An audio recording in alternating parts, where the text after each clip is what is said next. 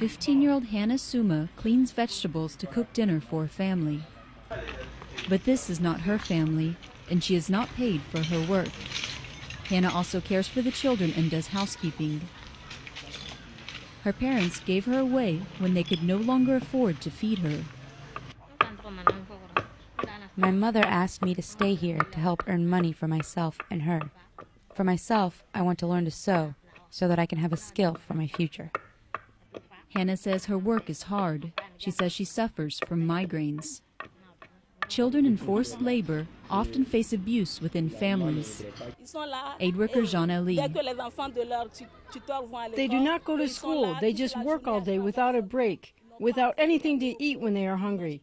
The children become very sad, without hope.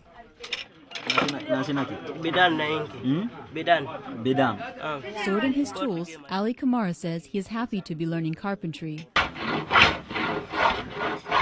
He is 13.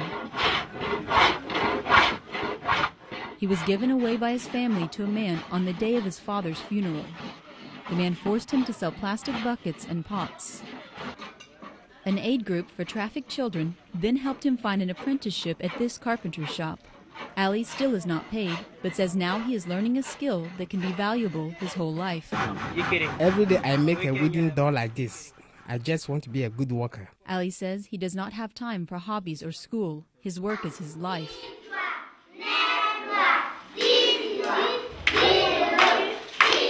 In the eastern town of Kari, at this center, abandoned children receive an education. Fatimata Suma is 7. Authorities say they rescued Fatimata from a cousin who was trying to sell her in Sierra Leone. When she was returned, Fatimata's parents asked the center to keep her and provide her a better life. Administrator Raphael Sekuiti says poverty is the reason parents sell their own children.